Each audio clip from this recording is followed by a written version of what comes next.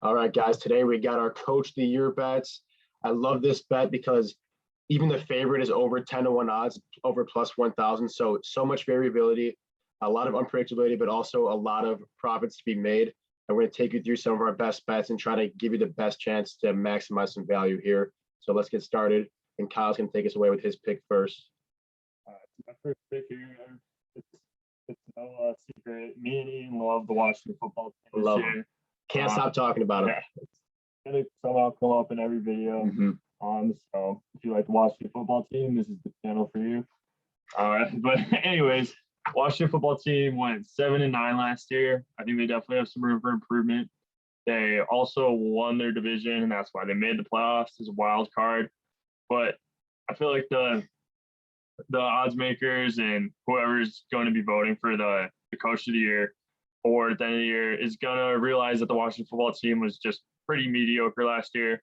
They'll definitely be able to acknowledge them if, let's say, they go 11-6 or 10, maybe not 10-7, but 11-6. Yeah. I think that's very doable for this team too. I think they would recognize Ron Rivera's job at head coach. There's also like a few narratives surrounding this team. There's been a ton of like bad press for Dan Snyder in like the whole last year. Like they're with poor treatment of employees. I know he just got fined a ton of money last month. He's just been a terrible owner, not to mention the changing the logo and all the brand into the Washington football team now. And then Ron Rivera also overcame cancer last year. So there's tons of not rumors, but just news surrounding this team and narratives. Guys are fired up to play for this guy.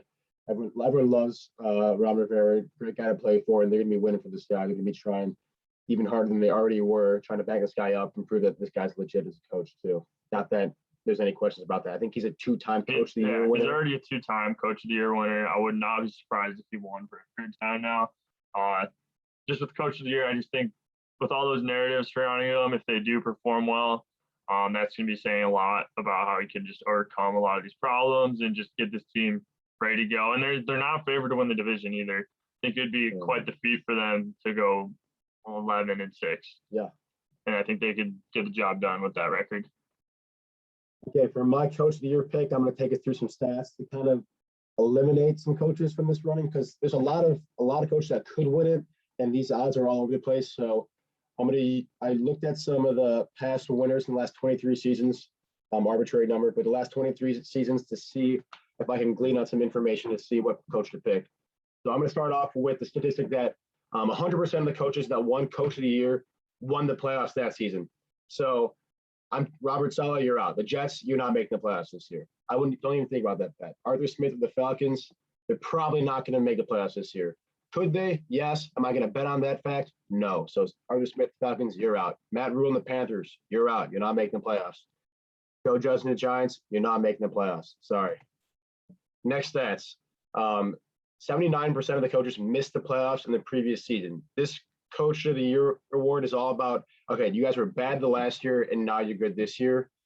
These guys, on average, these coaches made a six-win turnaround from the previous season. So if you're winning 4 games the previous year, you're probably winning 10 games the next year.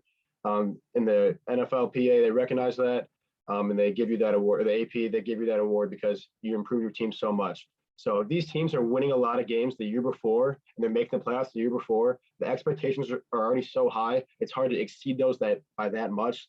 So guys like Sean McDermott and the Bills, the guy won 13 games last year. To improve that much, you'd have to be winning like 15 or 16 games at Coach of the Year. I'm not betting on that. I'm not betting on Sean McDermott. Same thing with Kevin Stefanski. The expectations are where the Browns are bad, and they were really good last year, and that's why I won it last year. So people know these guys are legit. So he's not going to get a back-to-back Coach of the Year award because he's already proven himself. Same thing with Sean McVay, John Harbaugh, Frank Reich, the Colts, Rams, and Ravens. These guys win 10, 11, 12 games and make the playoffs year in and year out. But they're not surprising anyone when they do well. So I'm not betting on these guys either. And then another stat is that 87% of the coaches win their division in the year they won Coach of the Year. So while Brandon Staley's the favorite, the Chargers aren't going to win their division against the Chiefs. That being said, could Brandon Staley still be Coach of the Year? Yes. even without the Chargers winning the division? Yes, but the stats say that 87% of the time the coach is going to win the division. So I'm not going to bet on a coach that I think won't win the division. So who am I going to bet out of those 4 coaches that were left? It's Kyle Shanahan. I think this is a great bet. It's in a huge value at plus 1,600. Kyle Shanahan and the 49ers are 2 years removed from the Super Bowl with basically the same exact roster and possibly a better quarterback once Trey Lance takes over, and with an incredible defense too.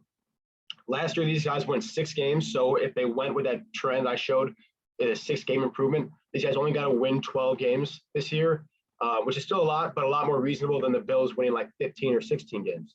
So, and also, these guys are supposed to win the division. These guys are the favorite in the NFC West to win the division at plus 180. I think that's crazy. So if the Niners go from worst to first in a single season, which they should compared to what Vegas odds are showing, I think it'd be a really easy pick to let Kyle Shanahan win Coach of the Year, especially because I think he could have won it 2 years ago when I think John Harbaugh won because the Ravens won 14 games. But I think this is a great value. The expectations aren't that high for the 49ers because they were last in the division this year. I know that they're supposed to win the division, but I think they have a really good chance based on what Vegas odds are saying to make the playoffs. They're minus 200 to make the playoffs, so that's a great bet. And they're plus 180 to win the division. So all the circumstances line up for Kyle Shanahan to be Coach of the Year this year based on the stats that I was showing. There's one other coach I really like, and that's Bill Belichick. No stranger to the Coach of the Year award for Mr. Belichick, but I think the Patriots have a sneaky chance to win the division this year. People forget that in 2019, their defense was first in the league in almost every category, including points per game, yards per game, and turnovers. Almost every guy in their defense sat out last year, so they were just terrible. But they got a rookie quarterback this year, and Mac Jones, who I think can really light up the stat sheet and just be a game manager. That's what Bill Belichick does best. He finds whatever plays he has and makes do with them.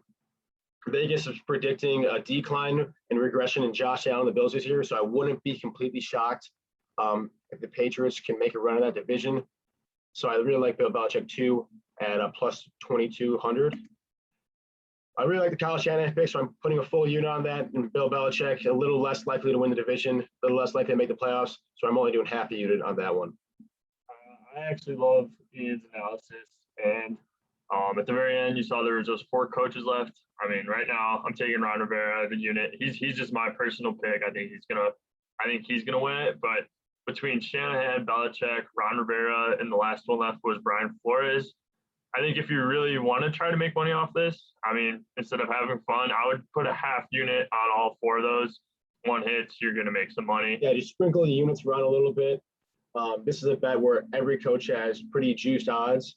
So just sprinkle a little bit on a lot of coaches that you like, and then hope one of those hits. I think with the analysis that we talked about today, you can narrow down 3, 4, 5 coaches that you really like, and only one of them has to hit for you to make money on this bet. Just because, I really like Ron Rivera, I really like Bill Belichick, and you're getting 20 to 1 in your bets here. So big payout, a lot of unpredictability, a lot of variability, but I think when you narrow it down with logic like we did, you can find a few coaches that are worth betting on, like we show you today. I definitely follow Ian's logic too if you're looking to pick somebody outside of this card. We, as always, tell us who you're taking if you're telling or fading us. Remember to like and subscribe. And we hope you guys keep watching. Yeah, thanks, guys.